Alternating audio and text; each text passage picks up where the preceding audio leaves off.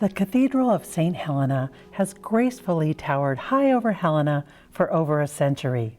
However, Catholic presence in Helena has been here even longer. Helena is where Montana's first Catholic institutions were established, starting with Jesuit priests building a frame church in 1866 on what is now known as Catholic Hill, up South Rodney Street. 5 Sisters of Charity from Leavenworth, Kansas came in 1869, and the area started developing and building. The Hill housed St. John's Hospital, St. Joseph's Orphanage, a boys' school, and a bishop's residence, academy for girls, a covenant of the Sisters of Charity, and the cathedral, the Sacred Hearts of Jesus and Mary. In the 1880s, when the diocese was founded and when Helena was in its infancy as well and evolving, the cathedral, the original cathedral of the Sacred Hearts of Jesus and Mary, was located on Rodney district in the area where St. John Hospital was and where the Rocky Mountain nursing home and care facility presently is. That area where the cathedral was called Catholic Hill because that's where most of the Catholic activity was, the educational facilities and the like. The only structures left standing on Catholic Hill is the hospital laundry facility, circa 1892, and Immaculata Hall. The rest of the structures were demolished or fell in the devastating 1935 earthquake. How did Helena get such a beautiful cathedral? When the cathedral was first imagined, Helena's population was only around 7,000 people. But the souls that were settling here in the late 19th century knew that Helena was here to stay. It was a place worth investing in because it was thought it would grow and prosper. The Diocese of Helena was first formed in 1884 and got its first bishop, Bishop Jean-Baptiste Brondel. He had a dream of a grand cathedral in Helena. He didn't get to see that dream come to fruition, though the diocese's second bishop, Bishop John Patrick Carroll, shared that dream and he went to work. Bishop Carroll was known to be an outgoing man that meshed well with others, from the working class to the millionaires. Helena was home to a great deal of millionaires, and Bishop Carroll had no problem soliciting funds from them for a beautiful cathedral that he knew Helena deserved. Thomas Cruz, a wealthy mining operator, donated $25,000 to the diocese to purchase the property that the cathedral rests on now. It was thought at first that it may be built up on Catholic Hill, but the grade seemed too steep.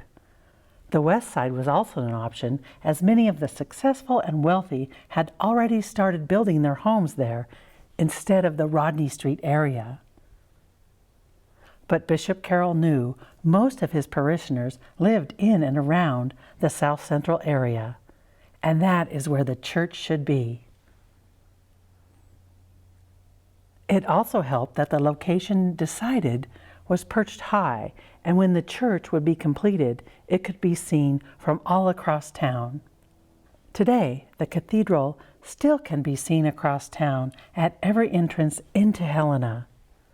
It turned out that Bishop Carroll called the location right. After the property was purchased, he formed a planning and building committee. He enlisted some very successful and prominent men to sit on the committee, many of whom also contributed large sums of money to the construction. Thomas Cruz, though, out-donated all, as he ended up donating about $350,000 of the $645,590 it cost to construct. And because of their generosity, their dedication to helping to build a cathedral, here we are 120 years later and are able to enjoy the benefits and the beauty of the cathedral. In doing tours here at the cathedral, we literally get people from all over the world that have heard about the cathedral and travel here just to tour the cathedral. And so for those of us in Helena, and it extends beyond the Catholic population, because even when it was constructed, it was an invite for anybody to come to the cathedral and spend time or tour the cathedral. So we're very blessed here in Helena to have such a draw like the Cathedral of St. Helena that brings additional people to our area. An Austrian-born architect, Albert O. von Herbulus, designed the cathedral. The cathedral is a Gothic-style cathedral which was modeled from the Votivkirche in Vienna, Austria. And now in looking back all these years, we can see what an important decision that turned out to be, because of how well the Gothic cathedral blends in to Montana with our tall mountains and beauty of the terrain. And with the Gothic cathedral and the beautiful windows that allow so much light in, that it would very important that they decided to build it in the Gothic style. In 1908, the cornerstone was laid and the Columbia Construction Company of New York started construction. In 1914, the first Mass was held at the cathedral. And the first funeral was for no other than its top contributor, Thomas Cruise. Thomas Cruise's funeral was held on December 26, 1914, only 1 month after its first Mass. The interior still hadn't been completed, and it wouldn't be for another 10 years that construction was finalized. In June of 2024, construction had wrapped up and the cathedral was consecrated. The Cathedral of St. Helena is a remarkable Helena landmark with its spires that rise 230 feet in the air. The exterior is constructed with Indiana limestone, red tile roof, and features 29 exterior statues. And there is 11,696 square feet of art glass within the 59 windows that paint the cathedral walls with its light. The windows were produced in Germany, in Bavaria, by the FX Zettler company. And the Zettler company were famous worldwide for their stained glass windows at that time. And in fact had competed in contests with the Tiffany company of the United States and came out on top in several instances. And so we're blessed to have in Helena this set of windows which the Zettler company has acknowledged as a series or as a set to be the finest windows that they ever produced. So it really is a world-class collection of windows. And we do get literally people here who have studied windows just to come to Helena, Montana to inspect and enjoy. Each one is a museum quality window. One of the main ones that we can see from our vantage point here is what is called the rose window. And of course that's in the upper level and on the west side of the cathedral. And if you're able to look close, you can see a collection of angels playing the antique musical instruments. As some of our windows, it's a reproduction of a famous artwork, and this one being a work of Fra Angelica, an Italian artist. And again, there's lots of symbolic issues with the windows, and that carries forward to the cathedral. The windows were placed in each area in a very specific manner. So in other words, if you wanted to sponsor a window at that time, you could go ahead and sponsor it, and you could, of course, give the money for it, pay the money for it, but you did not get to select the biblical scene or story that you wanted to propose. Those were already predestined by Bishop Carroll, so that they would actually have a pattern to them. And in this case, the pattern works out that if we're on the north side, on the main level of the cathedral, then it's all the prophets who are prophesizing the coming of Christ. And then if you go over to the south side of the cathedral, then they're scenes from the life of Christ. So in other words, you have the prophecy of the Christ coming on the Old Testament, and then on the south side of the New Testament, you have scenes from the life of Christ, which is the fulfillment of the prophecies from the Old Testament. So it's a very, person can actually learn the essence of the Christian faith by walking in a pattern, a cross-shaped pattern through the cathedral, and get an understanding of the Christian faith from looking at the window. And this is the way that they taught the early Christians in regards to the principles of Christianity. Two of our other main windows in the cathedral are located in what are called the transepts. We have the south transept, which the main window features our patroness saint, Saint Helena. And Saint Helena is noted in the Catholic faith as being responsible for finding the true cross of Christ, which this scene is portraying. This was between 300 and 400 years after Christ, and she was also portrayed in the cathedral in a statue, wooden statue over the main entrance to the cathedral, and then also in one of the statues on the exterior of the cathedral. Now, St. Helena is also noted as the mother of Constantine. Constantine is featured in our north transept over the north entrance, and is noted to be a very important person in the history of Christianity, because his father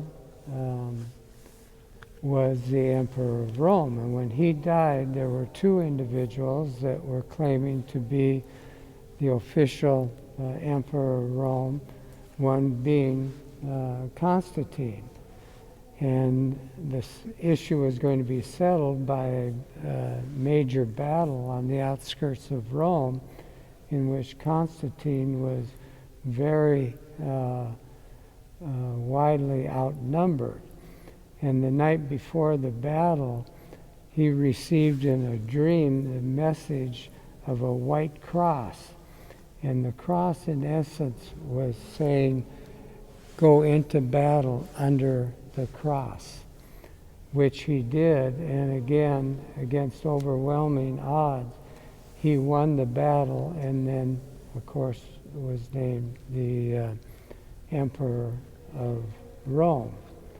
And he not only allowed Christianity to flourish, he, along with his mother, St. Helena, promoted the Christian faith as the true faith of the Roman Emperor.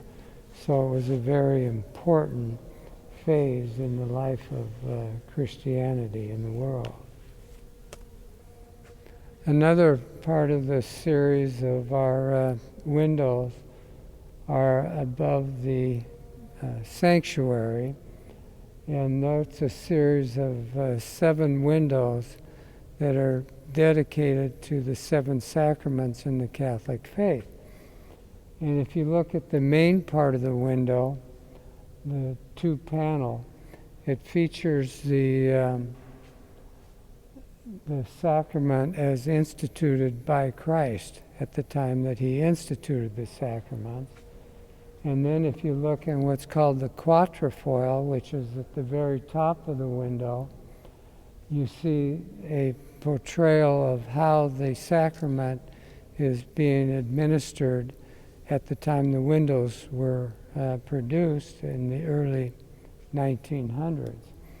And there's 7 windows, each one corresponding to the 7 sacraments of the Catholic faith. In addition to the main altar that we were just looking at, there's 2 additional what are called side altars in the cathedral. And the first one we're looking at here is an altar dedicated to the Blessed Mother. And if you look up above, you see the windows depicting main themes of her life. And then the altar itself is a smaller version of what the main altar used to look like in the cathedral prior to the earthquakes of 1935. And you can see the very ornate spires going up on either side of the altar to the Blessed Mother. And then you have, of course, your candles. Lots of people like to come in and light a candle and say a few prayers and honor our Blessed Mother. It's a beautiful chapel. And then the one on the south side of the main altar would be somewhat similar, although not as elaborate, and it's dedicated to St. Joseph. One of the other beautiful works of art are what are called the Stations of the Cross, and they're 14 scenes depicted on the passion and death and burial of Jesus. We're looking at the first station of the cross where Jesus is condemned to death by Pontius Pilate. And each one of these stations of the cross are, as I mentioned, just beautiful museum quality works of art in their own. They are hand carved out of what is referred to as probably the best statuary marble available in the world, and that's called Carrara marble. They find that in Carrara, Italy, and it would be the same marble that Leonardo da Vinci would have used for his main works of art. And there's a series of 14 of these stations that you can walk in a pattern from the area that we're at now through the main nave and then over to the south transept, which the 14th one would be the burial of Jesus. Very, very beautiful works of art. We're looking towards the west and standing in what is called the nave, which is a Greek term for ship. And on each side of the nave are the aisles and then the transepts, which we'll look at in just a minute. But two of the main characteristics of a Gothic cathedral, one is the pointed arch. And if you let your eyes roam around the interior of the cathedral, you see many, many examples of the pointed arch. And that was one of the reasons that the Gothic cathedral became such an important type of building, is because with the pointed arch you can support more weight than you can in a Romanesque or a rounded arch. So that way the builders, even way back in the 1300s, could utilize this type of approach in building their cathedrals. And by being able to get more height and more strength, then they were able to put in more openings, which allowed more light to come in the cathedral. And hence the beauty of the cathedral with the light coming in. We talked about the building techniques of a Gothic cathedral and the strength that the pointed arches provide for the construction. The other building procedure that comes in on a Gothic cathedral is what's called a buttress. And you may have heard the term flying buttress before. If you look at pictures of the Cathedral of Notre Dame, it looks almost like oars coming out of a small boat into the water.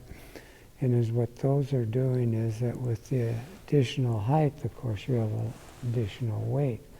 Well, the weight is being transferred through these buttresses to the outside so that you can put a lot more weight. Because if you look, most of your wall is glass. And it's very beautiful, but it's not very strong. So how do you support all the weight of the belfries and the spires?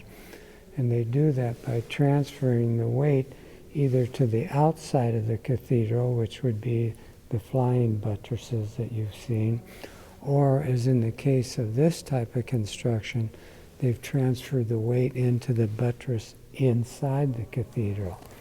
Hence you have the columns, and although they look like marble,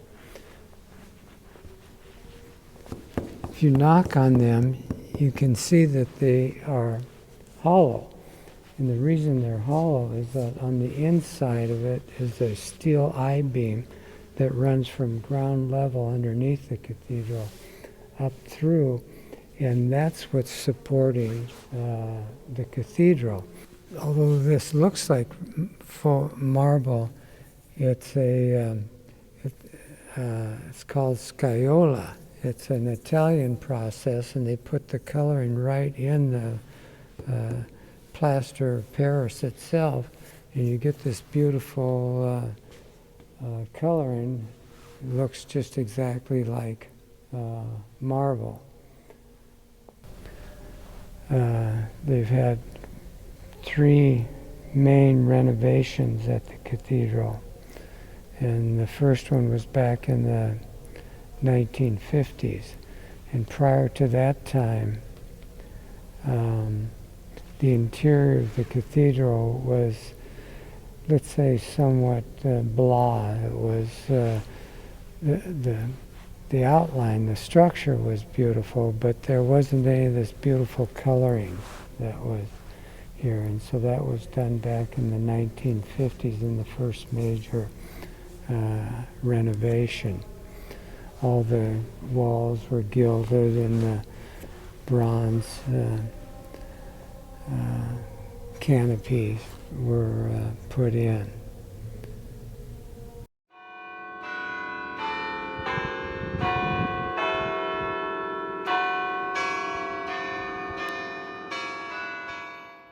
The cathedral also features 15 bells in the North Tower.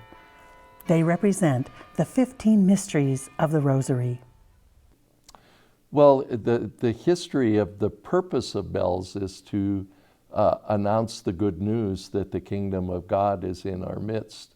It's also an invitation to taste and see the goodness of the Lord. So the scriptures are filled with references to the call of our name, being called by the Lord.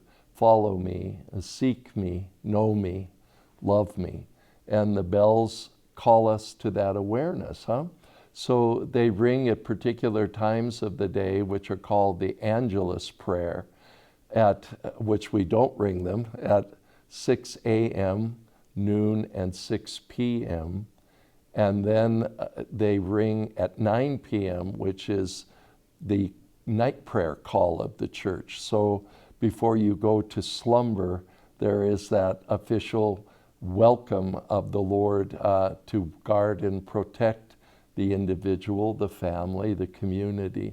So the bells call you to those moments of stopping, reflecting on where you're at that moment in your life, and then going forward in grace. So the bells are heralds of glad tidings, I guess, is the best way to think of them. And then, of course, they announce masses, weddings, funerals, important occasions, even civic or religious occasions. They tell time for us on the hour and half hour from 8 a.m. until 9 p.m. Ringing of the bells is an acknowledgement for the cathedral that they are part of the community. They don't want to stand a part of it, but they want to be a part of it. The cathedral bells are distinctively the sound of the neighborhood. It lends itself to the neighborhood charm and exemplifies the neighborhood's historic significance. There is acceptance that it is a sounding board, the cathedral of the neighborhood, I think, in many ways. So you can come here to shake a fist, or you can come here to fold your hands, either one of the two at times, or you can be quiet or quite verbal, or you can sing. It's not everything for everyone. It's certainly not the Emerald City, and neither is Rodney Street. And I don't think it was ever meant to be. I think it was meant to be a thoroughfare of life, truly. Very ordinary, down in the trenches, hardworking, beautiful family molding life that a neighborhood generates. The Cathedral of St. Helena has 15 weekly masses. However, Catholics and non-Catholics of Helena all can enjoy the grandeur of the structure nestled in a vast mountainscape under Montana's big sky. I always say the cathedral proposes, it never imposes, and that proposal is an invitation to come in and enjoy the peace that you find within the doors and windows and walls of the cathedral. You're welcome to rest there and to recover or recount whatever is going on in your day, and then appreciate its beauty and take a part of that into your daily life.